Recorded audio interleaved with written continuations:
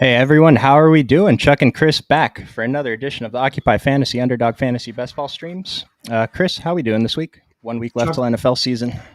I can't believe we're here, man. Feels like we've been doing these for not super long, but we're basically at the start of the season.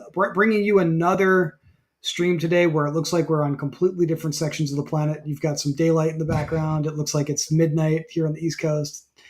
It's all good, man. I think we wanted to start today. You wanted to show the people some of your season long best ball teams from 2022 that made it all the way to the last round of the contest, right?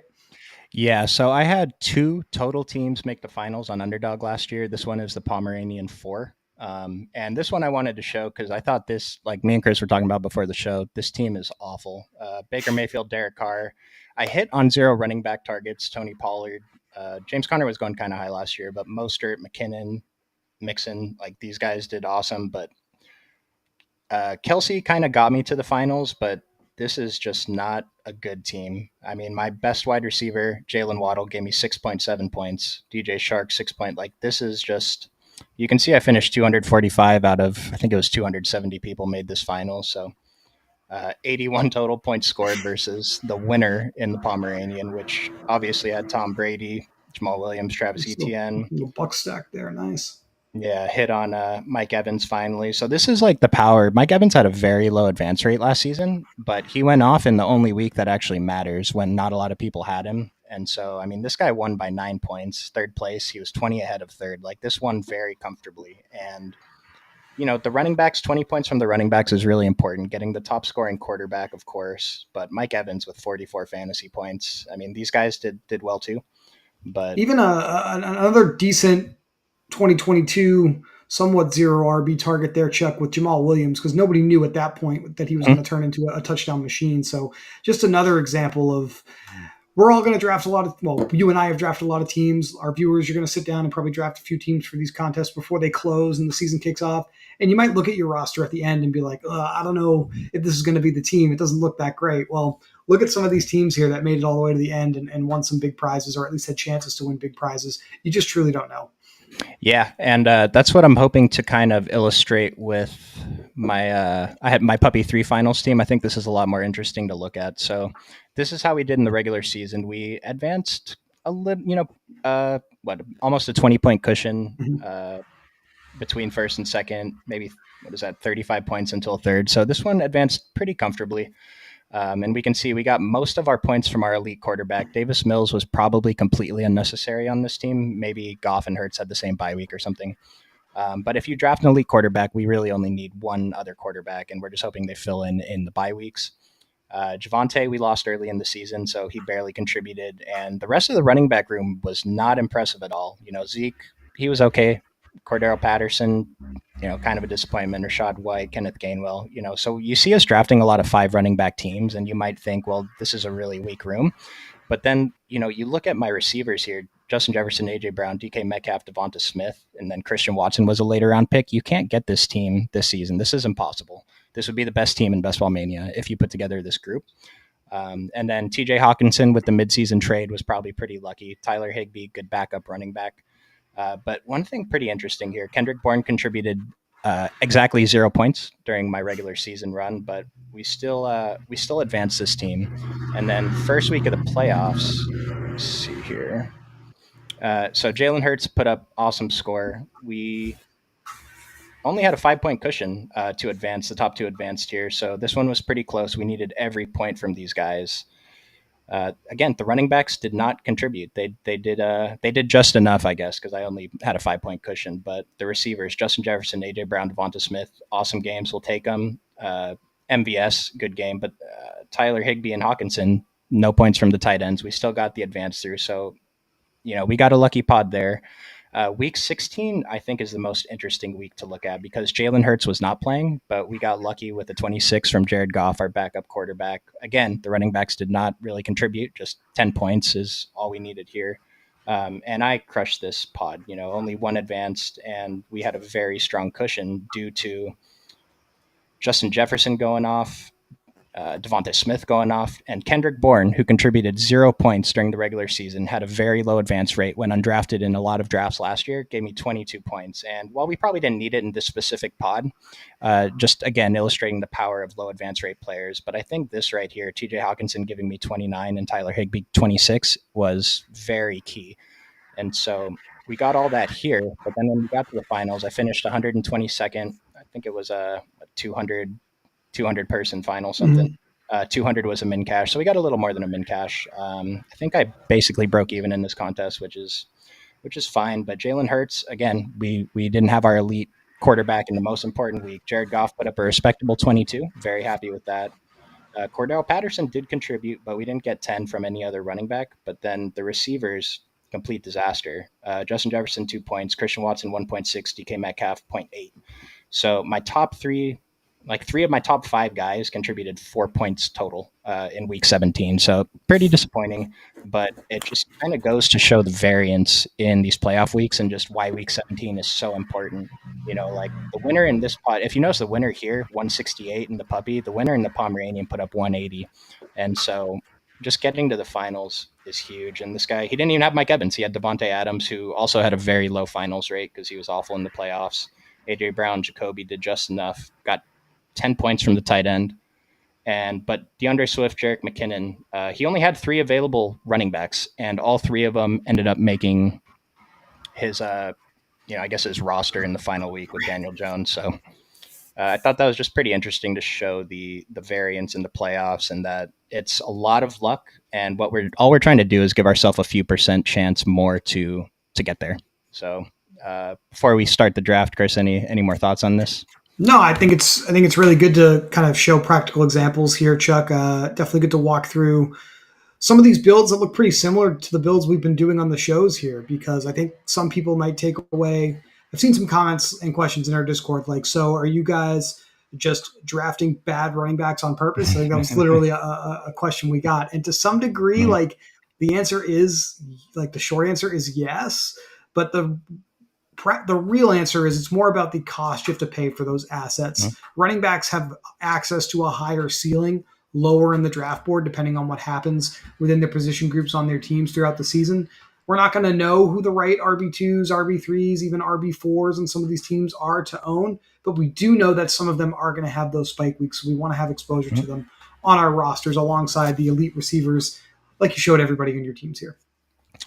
Yeah, and it just just pick the right players to go off in week 17, and maybe you'll win. Like 6 yards is a difference between $100,000 in the finals here. The second Oh, place man. team. It's gross. I mean, obviously 100,000, we're not going to be complaining, but it's there's a certain sting to being that close. And just if he got anything from any of these other guys, would have been fine. Like if the Cincinnati Buffalo game finished, he probably would have. Other guys probably had these guys too, but just goes to show again the variance. So we're going to go ahead and jump into a Best Ball Mania draft. Let's go ahead and enter it right now. Looks like we need 7 more people. So Chris is going to be in here with me. It should fill up in just a minute. So we have a couple pieces of big news and then a few pieces of smaller news. Chris, do you want to I think just we've get into got it? big news. I guess the big news of the day, much talked about throughout the fantasy football world of the last 48 hours or so. Jonathan Taylor on the pup list. So, regardless of if he's going to be an Indianapolis Colt or be traded somewhere else like Miami or even Green Bay, that came out as a rumor, Chuck. He's going to miss a minimum of 4 games, if not more. I can tell you, Chuck, that I have removed him from my rankings completely. I am not touching Jonathan Taylor at this point. Yeah, I had been full fading Jonathan Taylor basically the whole summer until last week, and then I drafted him as much as I could, and now it's something where he's going to have a low advance rate, but if he does come back for those playoff weeks, it's still possible that he's the guy. It is possible he's the guy you need in week 17. He's unlikely, I think, at this point to contribute a lot to your regular season team unless he gets traded immediately and just starts in week 5. So we'll see how that goes. But once again, it just makes these top running backs, I think, a little bit more valuable. Just there's a, Yeah. I mean, I guess there's not as much uncertainty. Josh Jacobs signed. Ramondre is one of two running backs on the Patriots. Najee's fall is kind of interesting to me. And then Brees Hall, I'm still clicking on basically every time when he's there at ADP. Now, for most of the year, just speaking of Brees Hall, we weren't really clicking that much on Dalvin Mhm. Cook. Well, how are you treating him now, Chuck? Are you clicking on him in his pick 90-ish range, or are you still mostly on Hall here?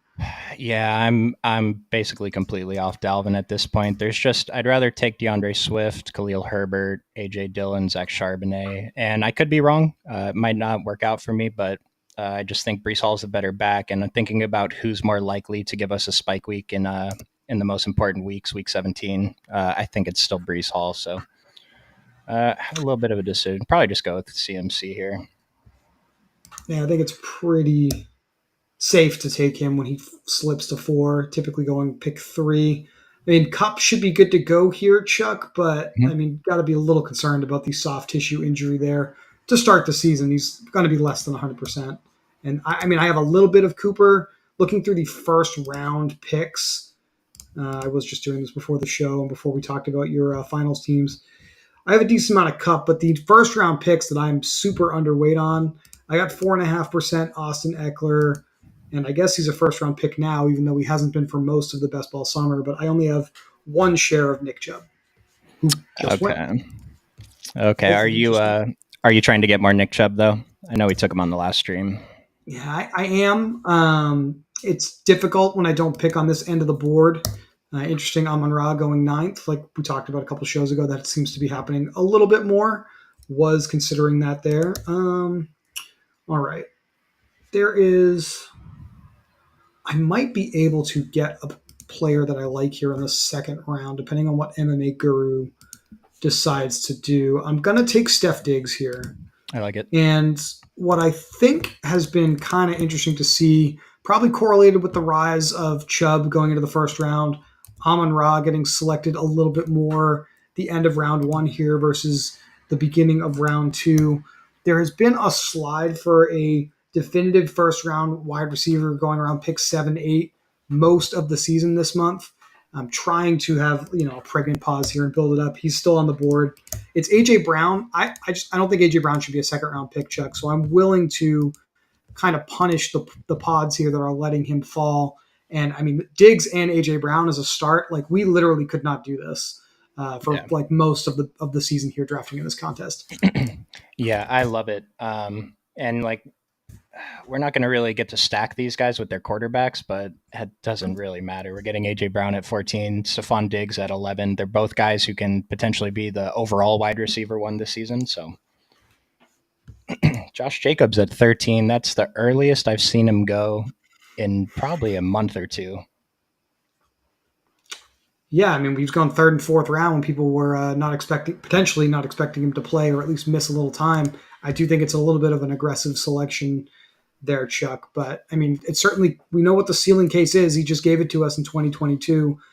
Josh McDaniels somewhat ran him into the ground. Big reason why Jacobs was holding out to begin with. He knows how much work he's going to receive and wants to be paid handsomely for it, but just didn't seem to go his way this offseason. I would say not super relevant to the decisions we have to make here over the next 7 or 8 days, Chuck, because he signed his 1 year deal, and that means he's going to show up, he's going to be ready to go, and he's going to try to earn another deal next year. So I know that some questions have come into our Discord about that. How do we feel about Josh Jacobs? I haven't changed my ranking on him at all. Running back 1 for the Raiders. This is a second round is probably where he should go. 13, a little higher than I expect, but I'm not going to quibble with it too much.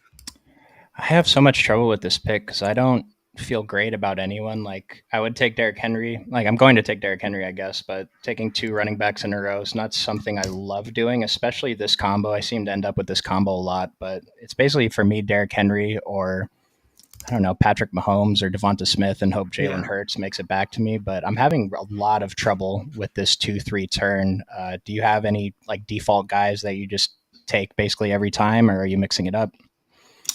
In the front of the draft where you are, pick 4 in that range, Devontae Smith, Chris Olave if he falls.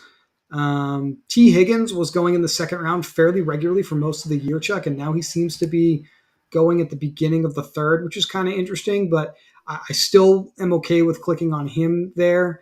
Calvin Ridley rising to this range has been kind of interesting to me. Obviously, looked super good in the preseason. Clearly going to be the wide receiver one for Trevor Lawrence. I still think the price is kind of aggressive there, but probably still want to get a little bit of Ridley Chuck just because I feel like that player could burn us if he hits the ceiling we saw back with the Falcons a couple of years ago. Yeah, and it's tough because I mean, I guess I didn't realize I have my exposures up on here. The first percentage is how much I have overall in all my drafts. I'm through 270, and then how much of this guy I have with my first round pick, how much of this guy I have with my second round pick, Interesting. if Okay. that makes sense. But I feel like I have to take a receiver right now. So reaching for Amari Cooper doesn't feel awesome, but out of the receivers here, he's the guy I feel best about. I guess I could take Josh Allen, but then I'm so weak at receiver, and we kind of from the finals teams I showed you guys, elite at QB is important, but we really need receivers to have a chance. And it's interesting just kind of looking at your exposures on the screen. You look like you're in the same position as me. I'm very much Amari Cooper over Debo Samuel. I don't have really any Debo Samuel thus far. So obviously wasn't super likely that Allen or Hurts were going to fall to me. So I kind of expected that to happen. So I'm not super upset about it. But just thinking a little bit about one of two paths, either correlating with some of their opponents as my stack chuck, or just finding some stacks later on the board here and just having those guys as two high upside assets on that team. I think both paths are perfectly acceptable in this contest. Absolutely, especially we really like well you talked me into him, Anthony Richardson. It's probably going a little bit too late, and so just having the two top receivers and we can find that quarterback later. I think it's great. Yeah, a little bit of, I guess, preview for those of you members of Occupy or thinking about becoming a member. We would certainly appreciate that. We're going to have our model up shortly for week one, the NFL season. I think that'll come out in the early part of next week. Uh, Model is built independently. I don't have, by Moose and Brian, I don't have any influence over it. I tend to yell at them about things I disagree with every single week, which is kind of fun for me. But I put my own projections together on the side, and Anthony Richardson is my top quarterback for week one in DFS this upcoming week. So just putting that out there. That's kind of an interesting thing coming up here. Jonathan Taylor is not someone I'm going to touch at all. I mentioned that Mhm. a little earlier. There's a lot of running backs that go right here, but what I really want more exposure to, Chuck, is elite quarterbacks. I don't have as much Justin Fields as I would like to have at this point. So he's a player that I'm trying to get a little bit more of. And he is in that same archetype as Anthony Richardson, where we know he's going to have a ton of production on the ground. So I'm not as aggressively pairing him with teammates for a stack. I Mhm. want like maybe one pass catcher with him, but I know that Fields is basically going to be like one and a half players worth of production on his own. So I don't feel like I have to jam as many Bears when I have him on my team. Mike Williams was the other receiver I was kind of hoping would fall to me here, but that's all right. I will go a different direction and haven't been able to do this really all season until the signing of his backup running back, Ezekiel Elliott. But Ramondre Stevenson in the fourth round, some mini correlation with Stephon Diggs in the finals is pretty good to me, so I'll take that. Yeah, it's pretty interesting seeing how these running backs are all bunched up here. I started taking Travis Etienne. I wasn't taking him before. You can see I have 4% total, which is still way below the field. But with him falling a little bit, I'm clicking on him a little bit more. I don't really love taking these receivers here. I will if I absolutely need a receiver, but I'm actually finding like after not wanting to draft him at ADP for months now, I find myself reaching for Deontay Johnson. Jerry Judy used to be in that category, but I'm not touching him anymore. I have enough. Tyler Lockett, Chris Godwin. I wish I had more. I'm at 10%, but I wish that number was closer to 20. So, Godwin, you already know this. Godwin and mhm, Evans, two of my highest exposed players overall. mhm. Hoping for them to outperform ADP here. So I'm glad to hear that you feel like you've got some FOMO there. You wish you had a little more of Mr. Godwin. Ramondre is one of my highest owned running backs. I was actually drafting him when his ADP was higher before we realized there was going to be some competition there. I know you were as well. Mhm. So I'm kind of fine with balancing out my exposure there a little bit while taking him here in the fourth round, just to kind of smooth that out a little bit. Still think he's a pretty high upside player and maybe slightly more higher, slightly more upside than we were anticipating after the Elliott signing. because I don't think we expected them to just go into the season with just two running backs on the active roster. That's what they have right now with him and Elliott being the only guys on the roster. I believe they put each of Ty Montgomery and Kevin Harris back on the practice squad today, but they won't Hmm. be active on game days. So at least for now. That's pretty interesting. Are you? So I looked at your rankings a little bit earlier, but in your head, are you a little bit higher on Ezekiel now, knowing that there's not really anyone to come in for him except for Ramondre?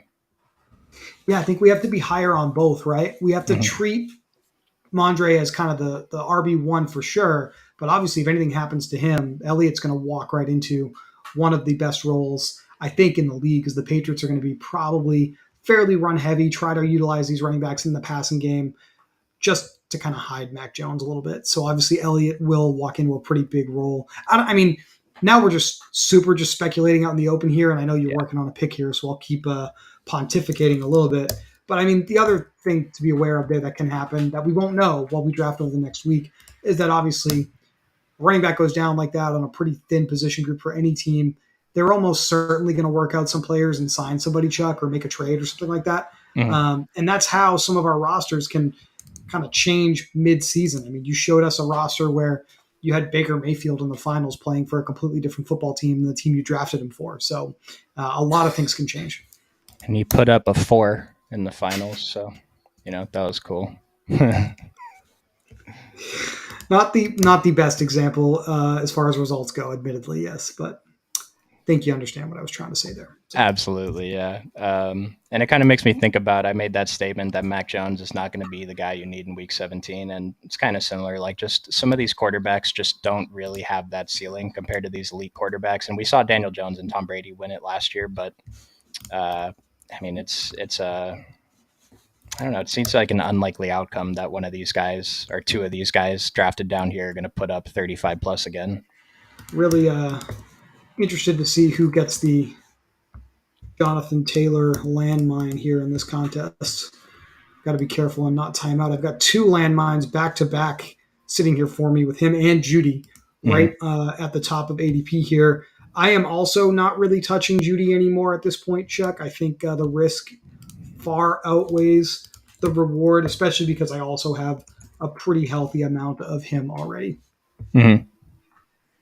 So going with Tyler Lockett just to beef up the wide receiver room. And you know what? Looks like JSN may return Jackson Smith in the jig, but faster than expected. Looks like he's already practicing, which is a good sign. I still think he's going to miss a couple of games, but it kind of does feel like we should maybe buy him at this slightly lower price, ADP around 70 right now, 69.3. What do you think about JSN, Chuck? You still like him, or you're not necessarily going after injured players to start the season?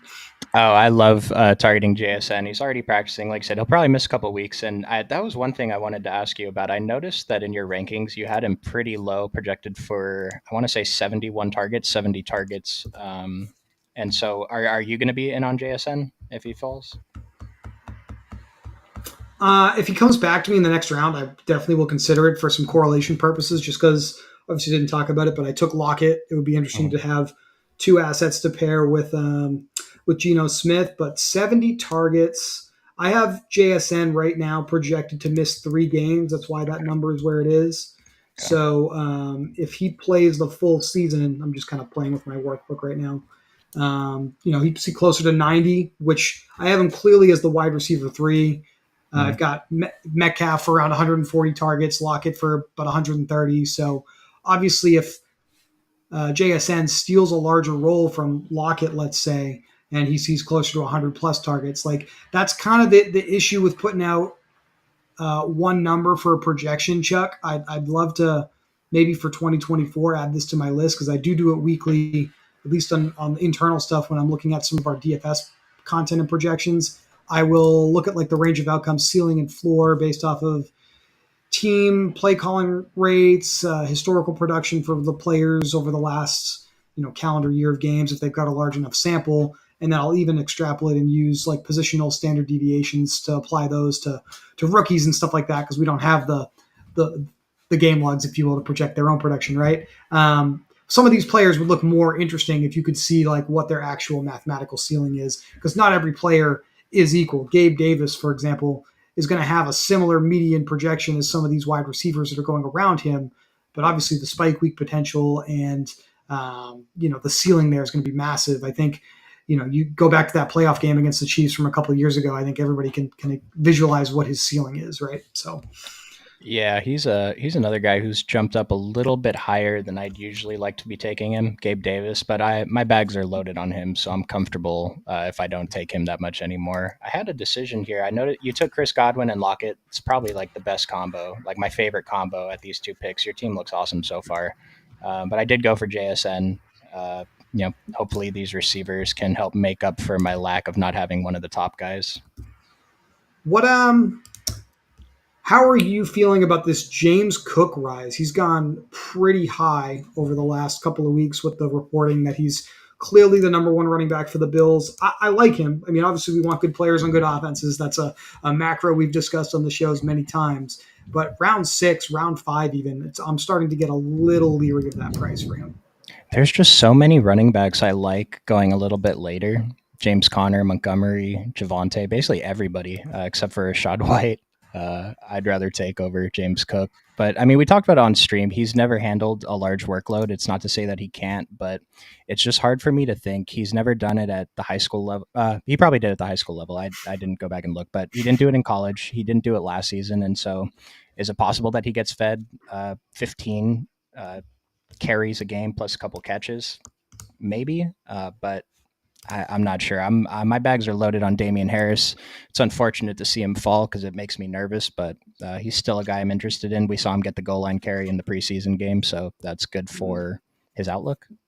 And there goes Jonathan Taylor, 74th overall in the Nice. 7th round to T Fly 3 as his second running back alongside Kenneth Walker with a Jamar Chase. He's got a pretty good Bengals stack there. Chase and Higgins with Burrow, Devontae Smith, and Marquise Brown, his other wide receivers. This is an example, I guess, Chuck, I would say, of a roster that's probably strong enough to withstand the gamble there on Taylor. We'll see what he does at running back throughout the rest of the contest, but obviously, I think T Fly, pretty good start here. I can understand why you get to this point in the draft board. You'd be willing to take on that risk with Jonathan Taylor, but me still, I don't know, man. I'd rather just roster a player like James Conner who went right after him that you know is going to play. So that's where I'm at this point. Yeah, I think I agree. Especially you said this is a really good start for a team, and it's like you're taking a gamble. If Jonathan Taylor ends up being awesome, then this is going to be a really strong team. But it could also be, I mean, at this point, seventh round, it's not going to kill you if Jonathan Taylor doesn't contribute that much. So it's seems like a, I don't know. I wouldn't have taken him at 76 if he was there. So I'm not sure. Hmm. Well, I think I know what you're angling for on the bring back here in round 8, and I'm not against it, especially because I've already got my quarterback, so I don't necessarily need to be doing that here. But obviously, I'll be kind here and not put the name out there in case anybody else is in the room. But I have a lot of that player, and I'd be looking forward to discussing that with you if you're able to pull it off. I am still considering wide receivers here, even though I already have 4. I do like David Montgomery and Javante Williams in this range. One of my highest exposed running backs, though, is actually Isaiah Pacheco. We had a Mhm. little bit of a dip on him. He's going around pick 85 now. This range, pick 80, right where Kamara and Rashad White went, was pretty much where he was going most of the season, Chuck. RB1 on the best offense in football as a little bit of a hedge against the passing game there. I'm going to be interested in that pretty much every single time it falls to me. And I think the draft board is about to make me put my money where my mouth is after I just kind of dumped that all on the stream here. So I will go ahead and make myself look like an honest man and do that. Yeah, I had 6% of him right now. I had probably 1% a few weeks ago. So he's a guy that I'm more in on now than I was before. Um, I I think it's been a while since I've kind of said this explicitly on our streams, but I want exposure to Chiefs yeah. Bengals in Week 17 any way I can get it. It just feels like that's going to, I mean, we said that last year about probably Bills Bengals, and look what happened. I get it, but I don't think something like that is going to happen again. That was a pretty extreme outlier outcome. I We agree. can probably assume at this point that's going to be one of the higher total games on the board in week 17. So we want exposure to high scoring environments. Okay. Got to make another decision here. And I have a decent amount of some of the receivers here, but I am going to go out and on a limb and wager that David Montgomery I has like a it. pretty good chance to come out of the gate strong here. We saw just last season projection of DeAndre Swift being the best back in Detroit, and then it was the boring between the tackles, early down grinder who scored some touchdowns. That was actually the running back you wanted in fantasy football in 2022. I think David Montgomery is a significantly better player than Jamal Williams. Obviously, ADP probably higher now than it was last year for Williams in this Lions offense. But pretty excited to get Montgomery in this range of drafts as well because we do expect the Lions offense to be pretty good this season. Yep.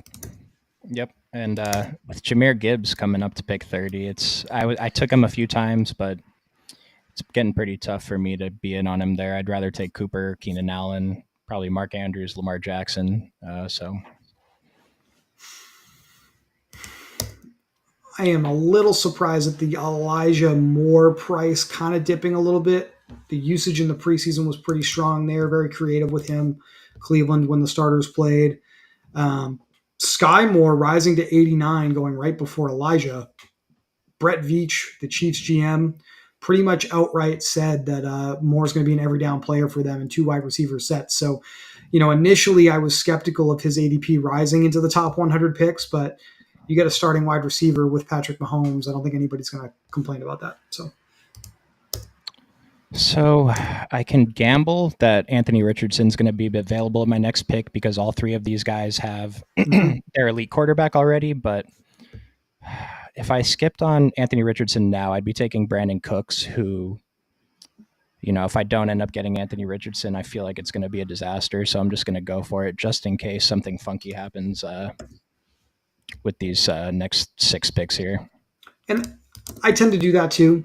I will be willing to take a quarterback around early if it fits the thesis of the team that I'm putting together, if you will. So I don't think it's that bad. We have seen Richardson's ADP be at the range you just took him, if not a little higher at certain points in this tournament. So I think that's Mhm. fine.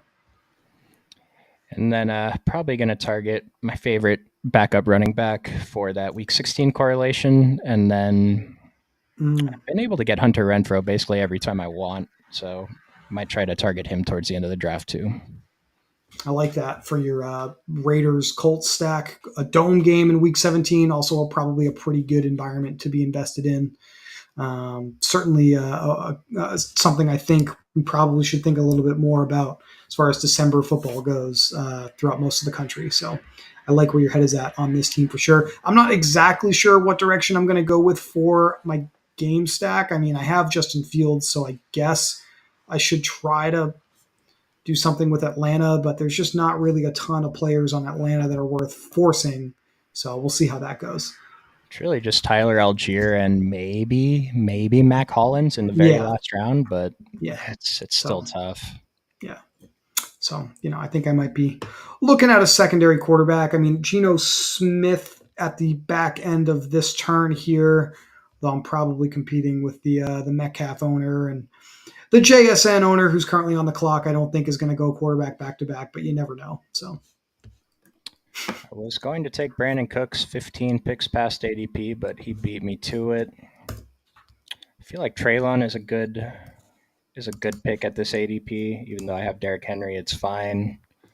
I could go for Deshaun Watson, but I wonder if I should have taken Deshaun Watson there and just be done with quarterback.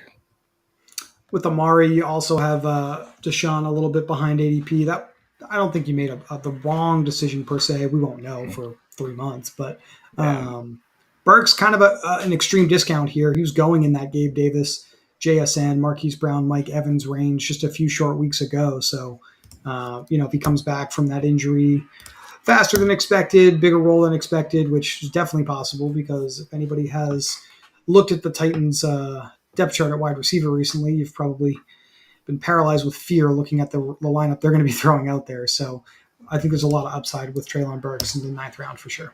And him and Chig did practice in the open portion of practice yesterday or the day before, so it does sound like he's going to be back a little bit sooner than expected.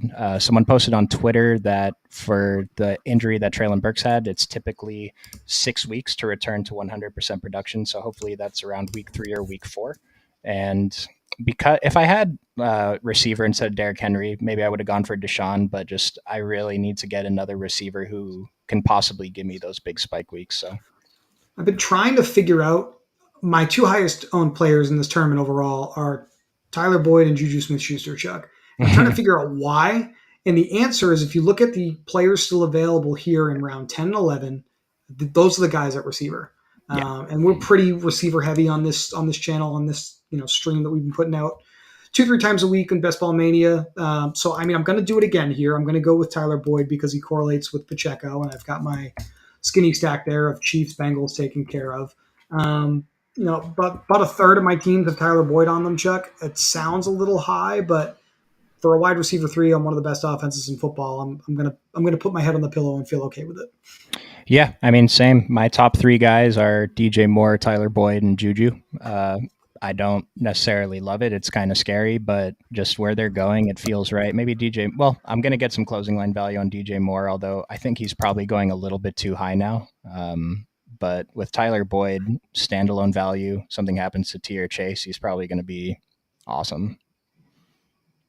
Would you have taken Juju? I mean, I might still take Juju. He just went. That's right. Okay. So this is what happens when you're looking at a different screen.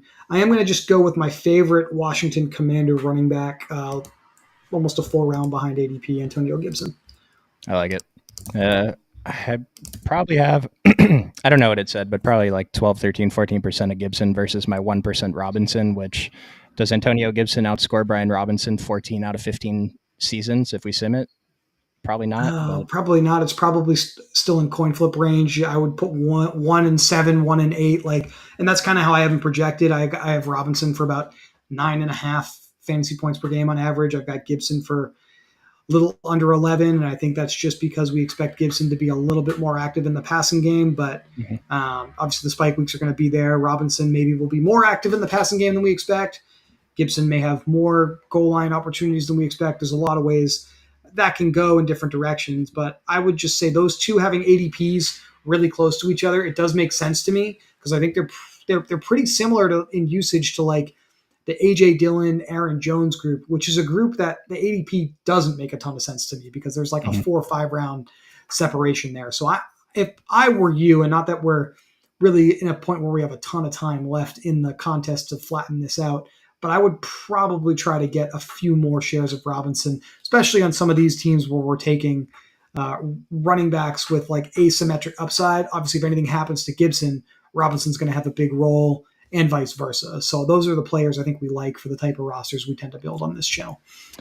Yeah, and so one thing about that evening out the exposures, I really haven't drafted that many best ball manias. I think I have 20. I'm probably not going to draft more than 10 more, but just taking Brian Robinson in a best ball mania kind of equals taking Antonio Gibson 5 times in the puppies, if that makes sense, Yeah, in terms of the money. So that's a way to kind of even out your exposures without having to do 50 more drafts to get it there. that And makes sense. mhm. Liam talked about it where if he's like full fading a player, if he's playing in one of the high buy-ins, maybe 100 plus or the 555 on DraftKings, he'll take that player to kind of even out his exposures and he'll feel good about it. And I think he actually won the 555 last year with one of those players he was fading, so it did work out. I took Zay Jones. Chris talked about Tyler Boyd and Juju are pretty easy clicks here. For me, I'm taking Zay Jones I've been taking Zay Jones like every single time within a round of ADP. I think based on what we saw in the preseason, he's pretty mispriced. I'm not really taking Christian Kirk that much anymore, although I'm not completely out on him, but if Zay Jones is the guy alongside Ridley on those 2 wide receiver sets, then this is extremely incorrect. Mhm.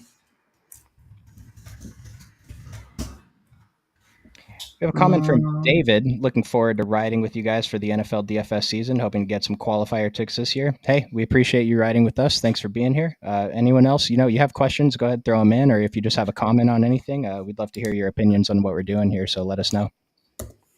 Qualifier is definitely like the hardest things to win in the DFS world. It's virtually like a winner take all tournament. Super high risk, but obviously, if we are able to help you take down one of those and get into one of these super cool live final experiences, we would obviously be happy to take the credit for that for sure. So good luck this year, David. We're looking forward to the ride as well.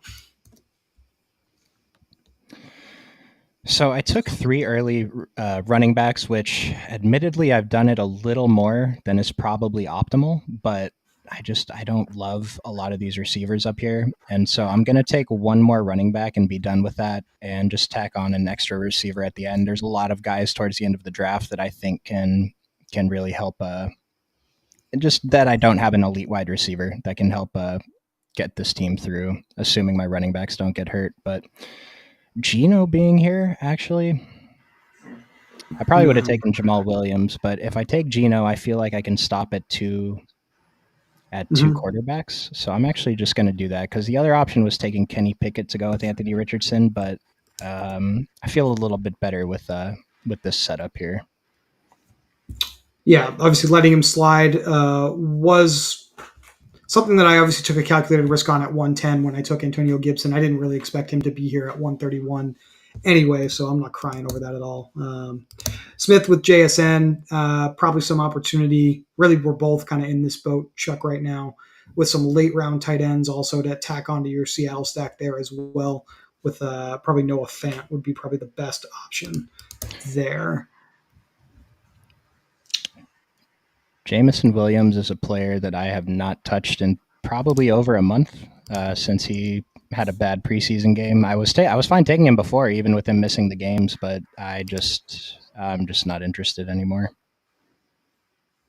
I am in the same boat. I don't think I have any shares of him in Best Ball Mania, to be completely honest with you. Let me double check that.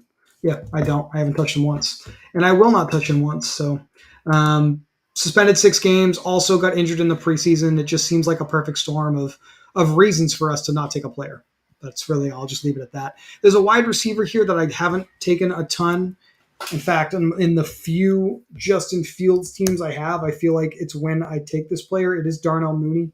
I am low overall on the passing weapons in this offense because I just think it's going to be a super run heavy offense, Chuck. But correlation is king. And I think under the circumstances with Justin Fields on my roster and not having access to DJ Moore, I want one of his high upside weapons. And I don't think at this point anyone is arguing that Darnell Mooney is clearly the wide receiver two in that offense. So that's going to be the player I take here. I saw something about he's been involved in maybe trade rumors. Have you seen anything about that? Yeah, and that's I always kind of look at that like, look, I can't control those variables right now. I know he's a Chicago Bear. He's my sixth wide receiver I've taken so far. So if he gets traded to another roster, hopefully he still has a role. And going back to the thesis of the Fields pick at the beginning, Chuck, I mean, I'm fine with having that player unlinked as it is. I'm really just looking for kind of that correlated bonus if some of my other receivers don't perform as well with Mooney on the roster. I'm not at this point as wide receiver 6. I'm not counting on Mooney to be a productive wide receiver on my team. There are certain roster constructions in the 11th round where if you go running back heavy or you have a couple quarterbacks already, or you have some of your tight ends already, or maybe all of those things, where there are owners drafting these wide receivers in this range and they absolutely need them to produce. I think that's also another advantage to going pretty heavy at wide receiver early. You can take more shots on these guys that have low floors but high ceilings because you don't need to rely on them week to week. Yep, I like it. All right. Do need to do something about quarterback too. There is really no reason for me to take um, any of the quarterbacks that are still here, though. I'm going to go with Raheem Mostert. He's my highest owned running back. I'm reaching a little bit to do it here, but I love the opportunity coming out of the gate. I just put a tweet on my timeline this morning about how Devin Chain is wearing a non-contact jersey in practice. Jeff Wilson's still not practicing. Even Savon Ahmed is a little banged up, injured, not practicing right now.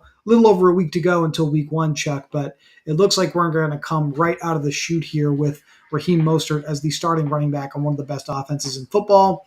So I'm going to continue to add him when I can.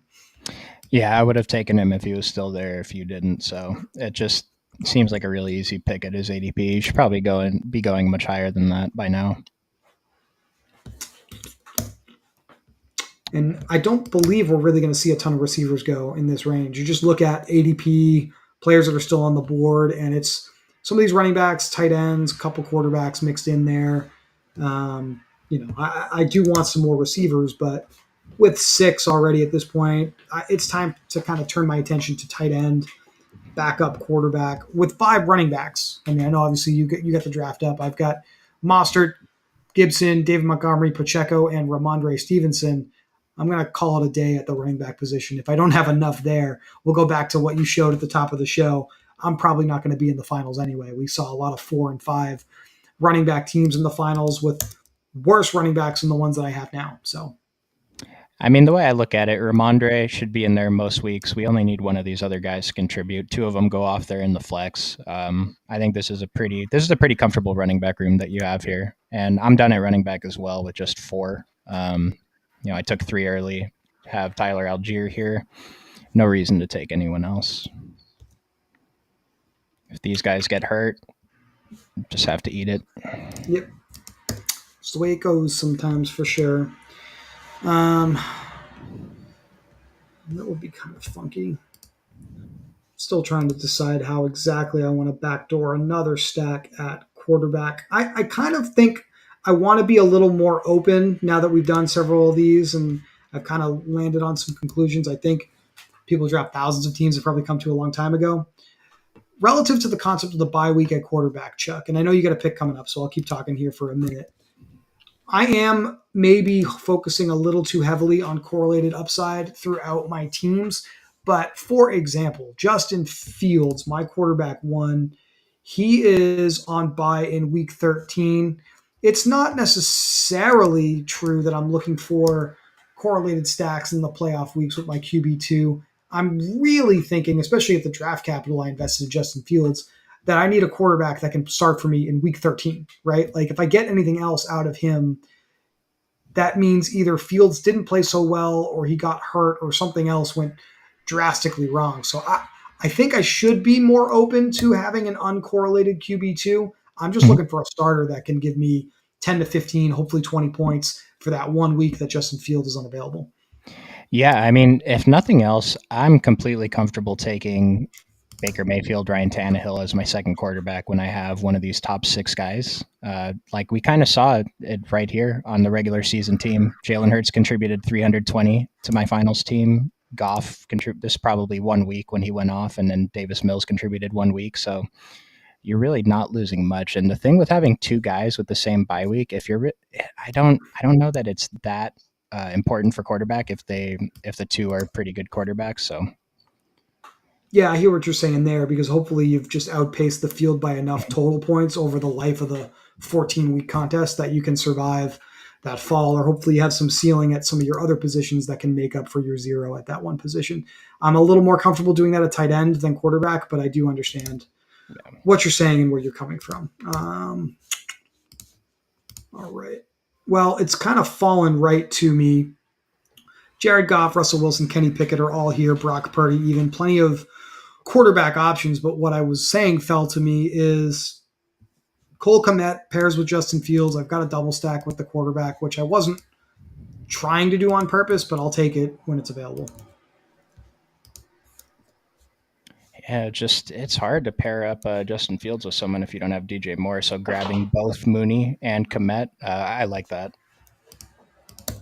But I mean, with Diggs and Brown, Lockett, I mean, Tyler Boyd, really, as far as the receivers I already have, Baker Mayfield's really the only current option for a stacking partner at quarterback.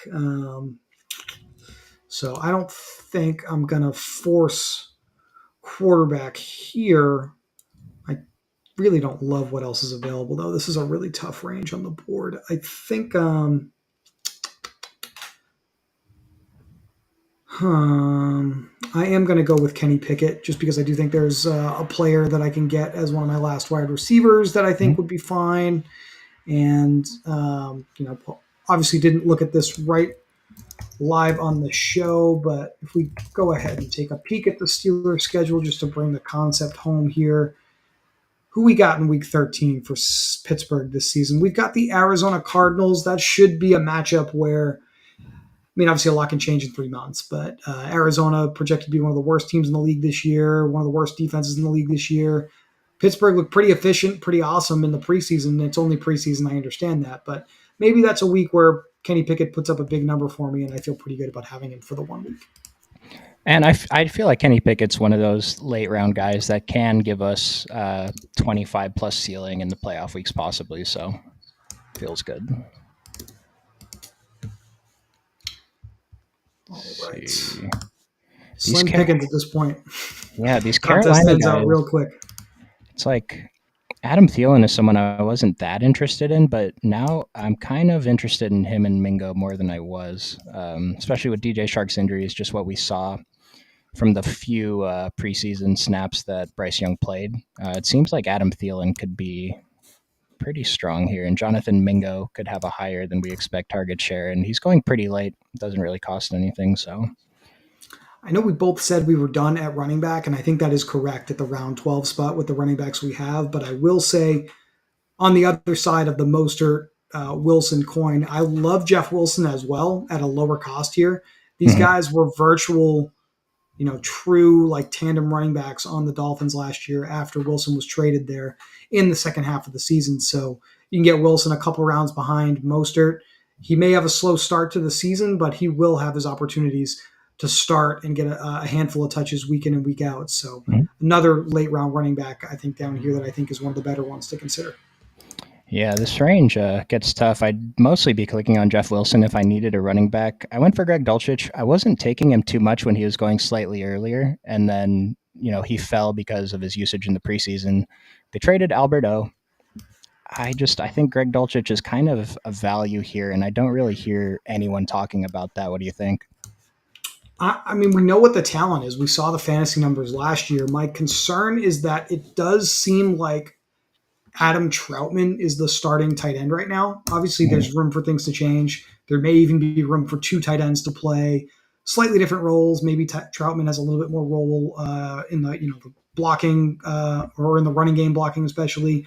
Maybe a Dulcich is a little bit more of like your Mike Gesicki, even stronger Mark Andrews type tight end who plays more in the passing game. So, but I will say that I am on that skeptical side with Dulcich. I mean, at this point in the draft board, you're not exactly there's not a really large opportunity cost to adding him. The ceiling is pretty high, so I don't hate it, but I'm not prioritizing him either.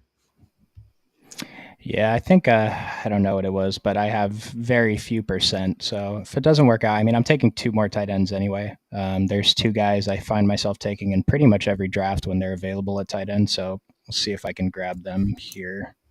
And Curtis Samuel seems like a really easy pick at this point. I need to bolster my wide receiver room a little bit. I'm pretty sure he's pretty high in your rankings as well. So. Mm-hmm. Mm-hmm. I got him at about 8 or 9 fantasy points per game on average, which was pretty high for the guys that are still remaining, admittedly. So love him here in the last 4 rounds of the draft. Should be starting in 3 wide receiver sets for the Commanders here, and what I can't get over, this has nothing to do with what we're doing right here, right now, Chuck, but I can't get over how Ron Rivera comes out and lets some comments come out publicly where it's like, oh, I didn't know how good Sam Howell is. He was on your team for an entire season last year. And you didn't know how good he was until you played him in one game. It just, I'm astounded sometimes at the stuff these football coaches say. I'll just leave it at that. Well, what I loved was the top comments on that were showing that press conference from last season when one of the reporters said something about you can be eliminated today, and he just had this look on his face like we can be eliminated today. I don't It's, understand how you're not aware of these things. yeah, when it's, yes, exactly. It's pretty astounding. Like I said, I will leave it at that. Good luck to the Commanders this year. Good luck to the Commanders fans that I am sure are watching some of these shows because our good friends Brian and Moose are from the DMV area, so I'm sure a lot of our members are as well. All right, we are at pick 179. do not need a third quarterback. Excuse me. I did say I was done at running back, tight ends. There's some decent ones here. I tend to take this player pretty frequently. Maybe a target of yours. I'm a Yep. little early on him. Hunter Henry with the New England Patriots, clearly ahead of Mike Gesicki. We talked about how the Patriots have kept two running backs. They've also kept just two tight ends. That is Hunter Henry and Mike Gesicki. So a little bit more clarity at tight end than receiver in this somewhat putrid Patriots passing offense. Yep, I don't hate it. The Hunter Henry and Tyler Conklin were the two guys. I was hoping I'd get one of them, but we can adjust. Think I saw something today, just in general, that Jets beats think there's a pretty good chance Conklin could be the second most productive pass catcher on the Jets this year. So definitely think that's worth being aware of. I'm going to go with Michael Wilson from the Arizona Cardinals. Should be starting in three wide receiver sets, and I'm hoping for a little bit more production out of whoever starts, Clayton Tune or Josh Jobs, to begin the season until hopefully Kyler Murray comes back and makes this offense tick a little bit more smoothly. Yeah, I don't mind Michael Wilson. Great player who could just spike in the playoffs if they just are terrible and he ends up there. Man, these guys are taking these tight ends a little early. Like half of these tight ends right here, we're going two, Mm-hmm. 3 rounds later. You could always get them in round 16, 17. But like Jake Ferguson's jumped up and we got more confirmation he's starting. I have a bunch, so I love it. But Musgrave came up, Conklin, even Hunter Henry's up a couple rounds. Yeah, I mean, instead of playing the guessing game with these late round Patriots receivers with like Kendrick Bourne, Devontae Parker, Tyquan Thornton, even though he's on IR now, you can just take a tight end and you got a pretty good chance, just as far as probabilities go, of having a player that's going to be on the field. They got to be on the field to score points, Chuck. So I think that's, at least from the New England side of things, why Hunter Henry's going a little earlier. Probably the exact same for Conklin and Ferguson. There is another tight end here that I think could be in the same boat, although I guess the preseason usage set off some alarm bells for some people. I'm referring to Hunter Henry, excuse me, Hayden Hurst, double H names, getting those confused. Hayden Hurst with the Carolina Panthers. Yeah, I was taking him a lot before, but now I'm mostly trying to get Conklin and Hunter Henry. I'm still okay taking Hurst, but it's a little bit less comfortable than it was before. I know a guy that I'm just going to be, especially with what we saw in the preseason. I don't know how he's not coming up. Dawson Knox. Where are you on Dalton Kincaid right now? Um, I still have them. I think they're going to be playing very different roles on the offense. Mhm. Kincaid more in that kind of almost slot wide receiver esque role. Dawson Knox, I think, is right up there as one of my highest exposed tight ends, Chuck. I can kind of confirm that for you here in a second. I have 16% Dawson Knox.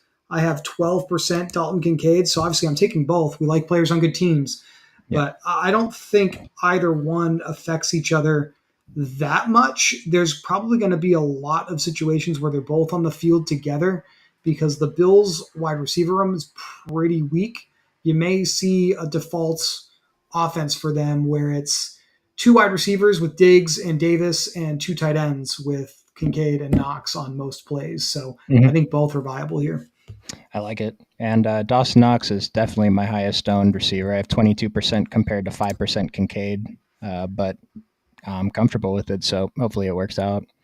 And Swag Lord Ken, instant Michael Wilson snipe. He is low on Kyler, Arizona now, possibly that he doesn't play a snap for them all season. So I'm feeling a little bit bearish on Kyler Murray as well. After I was taking him, a ton. I think he's still my highest exposed quarterback, and I haven't drafted him in a few weeks. So Yeah, I'm in the same boat there. I mean, I will definitely say I'm not super high on Murray either, and I'm not going to touch him over the next week. But I will take some shots on some of these late round receivers just because it's going to be pretty easy for them to beat ADP if they turn into the big plays that their teams are expecting them to. So Wilson would be an example of that. Don't have as much James Conner now as I did at the beginning of the draft season, but I'm talking about players that go in the first half of the draft. I think he's pretty good. Marquise Brown, I've kind of cooled on a little bit, but Michael Wilson, I've definitely added a little bit more of over the last few weeks. I have a couple late round receivers that I take whenever I need a receiver in the last round, always available. Josh Reynolds. Six in the comments, same monsters, different draft, hashtag dark mode. And these colors just don't look good in dark mode. They look much better over, for my correlation and stuff. It just looks much better in white. But we'll go ahead and run dark mode for the rest of the next 5 minutes. How's that? We hate light mode, but not enough to not watch the show. I appreciate that commitment. I really do. Yeah. All right. You were saying a couple receivers that you like late here at the end of the draft. Yeah, I'm taking Josh Reynolds if I need a late receiver. I'm pretty sure you had Khalif Raymond above him in your rankings, barely. Is that right? I think that there's a pretty good chance looking at look, Jameson Williams is going to be out. What if Marvin Jones is just old and bad? I kind Hmm. of have Reynolds and Raymond both for about 12% of team targets throughout the life of the season. I don't think they're going to start that way. I think they're going to give Marvin Jones a chance to be one of the starters out there. But I think that's a real risk with Marvin Jones this year is that he's just old and bad, to keep it Hmm. simple. So Reynolds and Raymond may both be useful this season.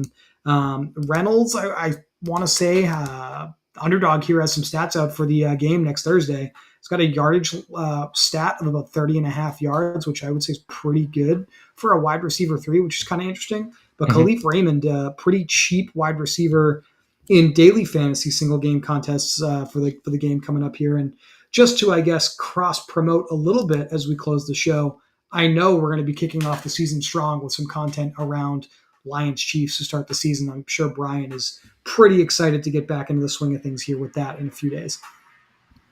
Yeah, and yeah, I just can't wait for football to finally start. I totally vibe with that because you're not really a baseball guy, so this is a really dead time of the year for you. Yeah, I try to do baseball every year. I last a week or two, and I like season long baseball, but daily, it's just not for me. I'm going to take Allen Robinson as my late receiver with Kenny Pickett, just for a little bit of correlation there. And actually, didn't think of this on purpose, but Week 17 game stack with Seattle as Hmm. well because I have Tyler Lockett on the roster. We have a 2-5-8-2. My tight ends are Komet and Hunter Henry. I like that group. Hurst is sitting here, and I think just given the way that I've constructed this roster overall, I will go that direction here. Go a 2-5-8-3.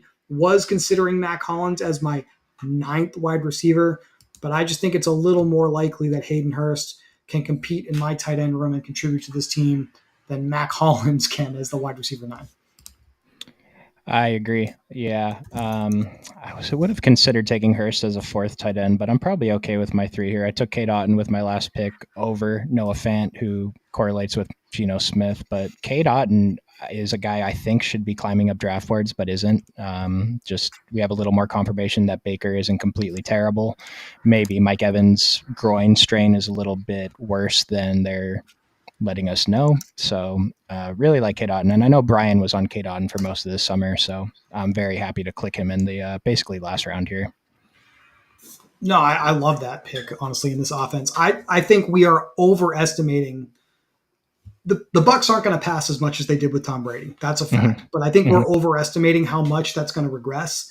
And I think how much they're going to pass is, pardon me here, is going to be dictated by the fact that they're probably going to be playing in a lot of trailing game scripts. So you have a team that's going to be regressing from an all-time pass rate. They're probably going to be back around an average pass rate, which is still very good. Still means there's a lot of targets to go around.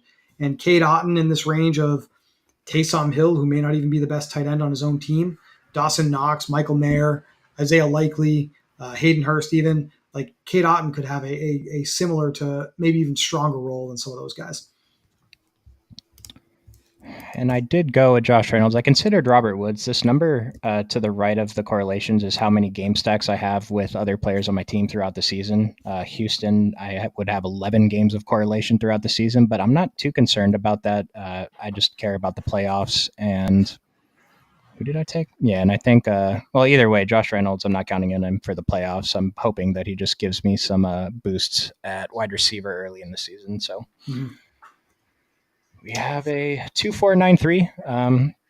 Pretty happy with it. Kind of sucks that Derrick Henry and Brees all have the same bye week, but if Tyler Algier gives me 6 or 7 points in week 7 with Christian McCaffrey, then it's fine. It's not really going to make a difference by the end. I sprayed on a bunch of receivers who are, I think, capable of putting up good spike weeks. We've seen it from every single person here.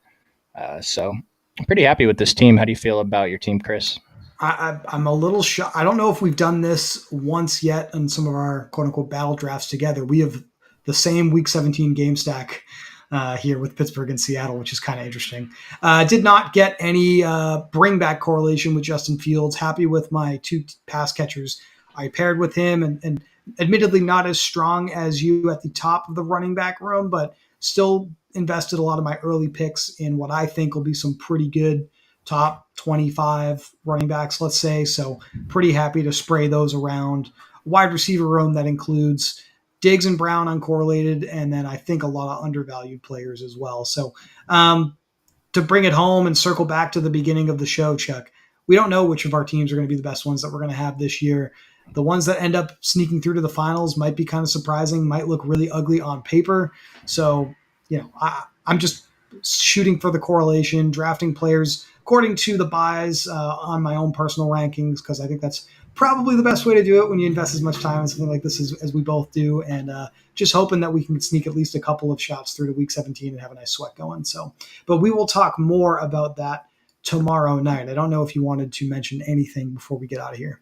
No, good draft, great stream. Always love hearing your input on these things, especially down to the wire.